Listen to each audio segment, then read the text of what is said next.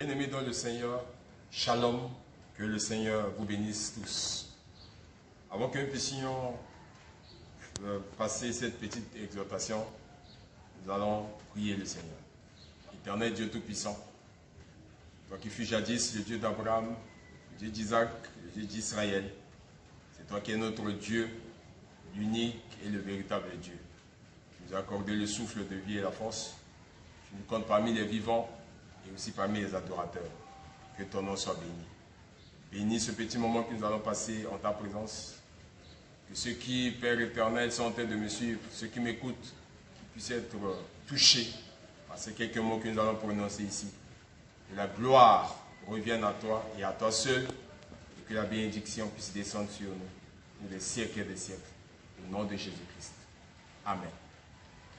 Que Dieu vous bénisse richement.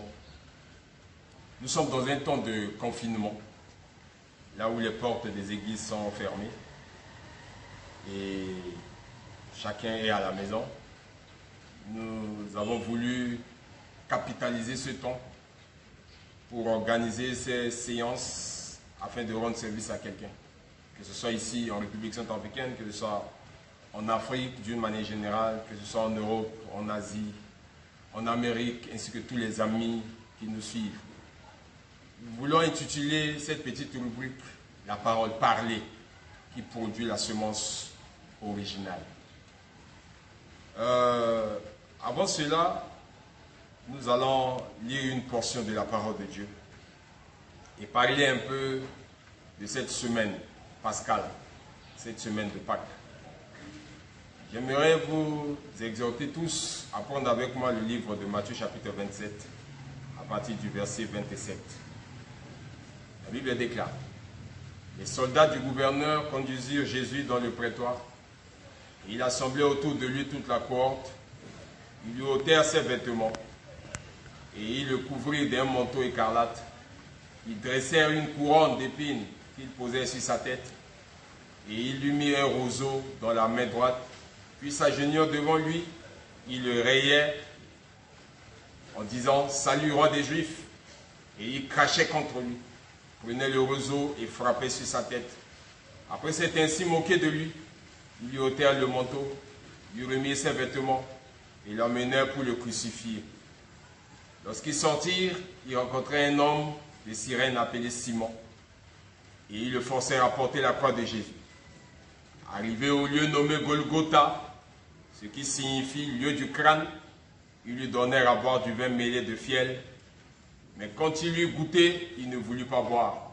Après l'avoir crucifié, il se partageait ses vêtements en tirant au sort. Je m'arrête là. Après l'avoir crucifié, ils se partagèrent ses vêtements en tirant au sort.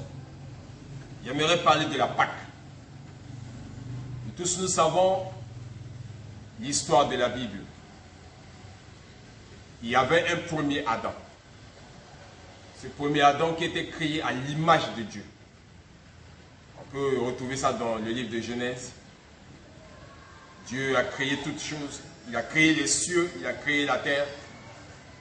Après tout cela, Dieu, dans sa préscience, va dire: créons l'homme à notre image, à notre ressemblance. C'est pour cela que le premier Adam était créé à l'image de Dieu. Le premier Adam était l'homme le plus parfait. Le premier Adam n'avait pas de défaut. C'était un homme parole. Parce que c'était à travers la parole, le logos, que Dieu l'a créé. Dieu lui-même, dans sa grande pensée, il a jugé mieux de donner une femme à cet homme. Et cette femme, nous tous nous connaissons l'histoire, elle s'appelait Ève. Quand Adam s'est réveillé, Adam va dire: cette fois-ci, voici l'os de mes os, la chair de ma chair, on l'appellera Ève, parce que elle est tirée de l'homme. Adam et Ève, ils ont séjourné dans le jardin d'Éden, dans une parfaite harmonie avec Dieu. Il y avait la perfection dans le jardin d'Éden. Il n'y avait pas le péché, il n'y avait pas les troubles, il n'y avait pas la division, il n'y avait pas la séparation, Il n'y avait pas les épidémies. Il n'y avait pas ce que aujourd'hui nous appelons le coronavirus, le VIH-Sida, le cancer et tous les maux que nous rencontrons maintenant. Il n'y avait pas ça. Il y avait une parfaite harmonie entre Dieu et l'homme. C'est pour cela que Jéhovah, qui est le Dieu créateur, le Dieu de l'univers, Jéhovah de l'Ancien Testament, il descendait chaque soir pour adorer avec l'homme. L'adoration était parfaite. Mais un jour, le péché va faire son entrée sur la scène. Quand le péché a fait son entrée par le canal de la femme, le diable a trompé la femme à son tour est partie et a essayé, n'est-ce pas, de parler de ce qui s'est passé entre le serpent ancien avec Adam qui était le premier homme. Il y a eu l'introduction du mal, le péché. Quand le péché a fait son entrée sur la scène, la nature qui vivait dans une parfaite harmonie avec Dieu était bouleversée. La maladie va faire son entrée. La vieillesse va commencer à s'installer. Comme nous avons l'habitude de dire, la Bible le confirme, le salaire du péché, c'est la mort. Et ils vivaient sous une certaine loi. Le jour où vous mangerez le fruit de l'arbre qui est au milieu du jardin, ce jour-là, vous allez mourir. Ce même jour, lorsqu'ils ont mangé ça, ils étaient morts. Bien qu'ils étaient encore vivants, mais ils étaient morts. C'est-à-dire la mort s'était installée en eux. Et quand la mort s'est installée, la race humaine était perdue. Alors qu'est-ce que Dieu va faire pour racheter la race humaine? Il a fallu un second Adam. Le second et le dernier Adam. Et le second et le dernier Adam, c'est le Seigneur Jésus-Christ. Il est venu sur la terre. Il a commencé à travailler sur la terre. Il a exercé son ministère terrestre. Et le passage que nous venons de lire, c'est quand il était en train d'aller à Golgotha.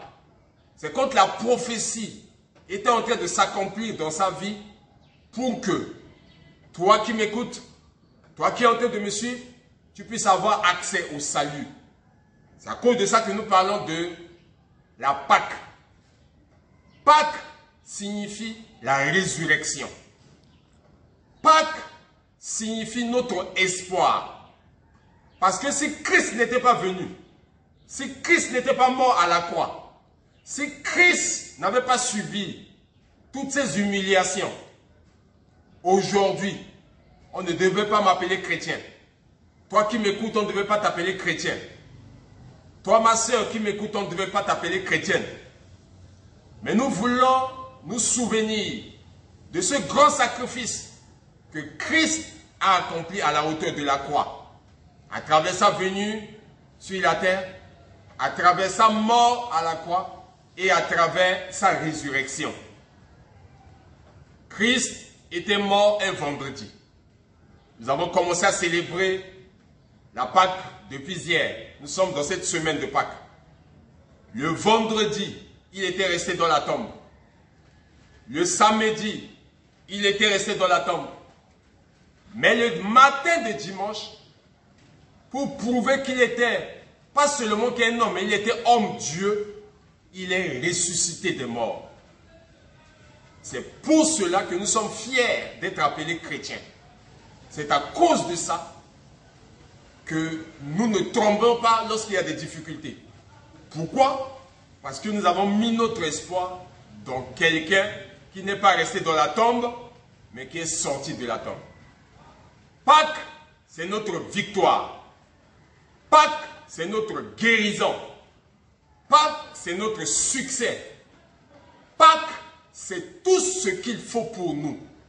Et lorsque nous commémorons la résurrection de notre Seigneur et Sauveur Jésus-Christ, nous sommes dans la joie.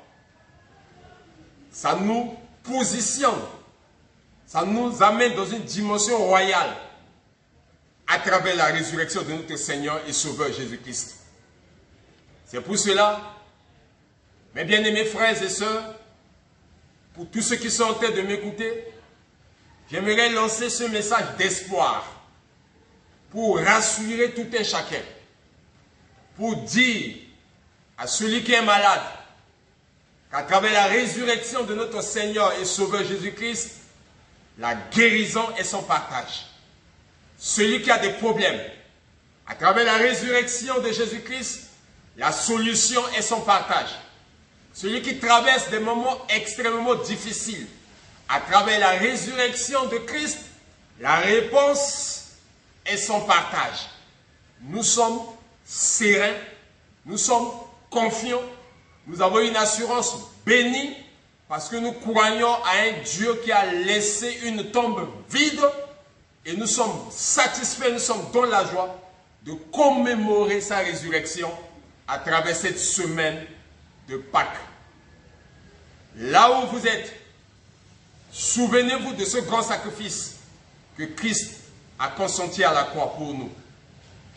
On a craché sur lui, on l'a frappé, on l'a humilié. Tout ça c'était pour moi, tout ça c'était pour toi. Nous devons nous souvenir de cela et nous rappeler de cela. Et que cela puisse nous servir de mémorial, afin que chacun en ce qui le concerne puisse faire sa part. Christ a déjà fait sa part. Nous devons faire notre part. Chacun doit faire sa part. Je dois faire ma part. Tous ceux qui sont en train de m'écouter, ils doivent faire leur part. Chacun doit mettre sa vie en ordre. Chacun doit se préparer. Parce qu'il y a un départ qui est secret et soudain. C'est le départ de l'épouse de Christ.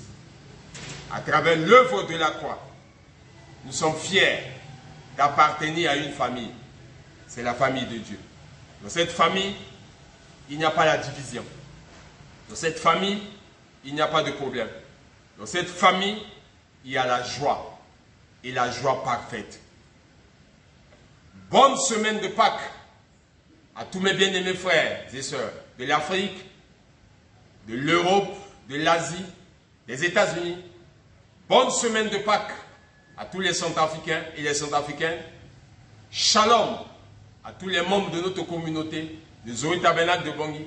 Shalom à l'épouse bien-aimée dans le monde entier. Que dans ce temps de confinement, que Dieu puisse vous préserver, que Dieu puisse vous garder, et que Dieu qui est Jéhovah Jireh, qui puisse pourvoir à vos besoins. Nous tous nous devons placer notre confiance dans un seul homme.